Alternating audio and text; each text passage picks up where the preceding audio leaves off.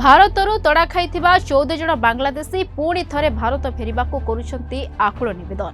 ସେମାନଙ୍କ ମଧ୍ୟରେ ରହିଛନ୍ତି 65 ବର୍ଷୀୟ ଅଲକନ ବିବି ଓ ସ୍ୱାମୀ ଶେଖ ଜବଦାର ସमेତ 14 ଜଣ ଲୋକ, ଯାହାଙ୍କୁ ଡିସେମ୍ବର 8 ତାରିଖରେ ଓଡ଼ିଶା ପୁଲିସ ଅଟକ ରଖି ପରେ 26 ତାରିଖରେ ପଶ୍ଚିମବଙ୍ଗର ନଦିଆ ଜିଲ୍ଲା ଦେଇ ବାଂଲାଦେଶକୁ ନିର୍ବାସିତ କରିଥିଲା।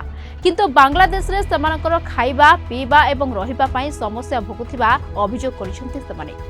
ନିର୍ବାସିତଙ୍କ ପାଖରେ ବାଂଲାଦେଶର କୌଣସି କାଗଜପତ୍ର ନଥିବାରୁ ବାଂଲାଦେଶ ସୁରକ୍ଷା କର୍ମୀ ସେମାନଙ୍କୁ ଭାରତ ପଠାଇ ଦେଇଥିଲା।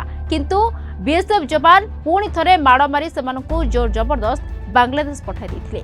ଆଉ ଏପରି ସମସ୍ୟା ଭିତରେ ପରିବାରଠାରୁ 5 ଜଣ ସଦସ୍ୟ ଅଲଗା ହୋଇ ବର୍ତ୍ତମାନ 9 ଜଣ ଲୋକ ବାଂଲାଦେଶର ସିଲହଟରେ ରହିଛନ୍ତି। ତେଣୁ ଏଠାରୁ ଆମକୁ ନେଇଯାଅ, ନହେଲେ ଆମେ ମରିଯିବୁ, ମୋ ପିଲା ମୋ ପାଖରେ ନାହାନ୍ତି ବୋଲି ବାଂଲାଦେଶରୁ ଅଲକନ ବିବି ନିଜର ସମ୍ପର୍କୀୟକୁ ଫୋନ୍ କରି ସହାୟତା କରିବାକୁ ନିବେଦନ କରିଛନ୍ତି।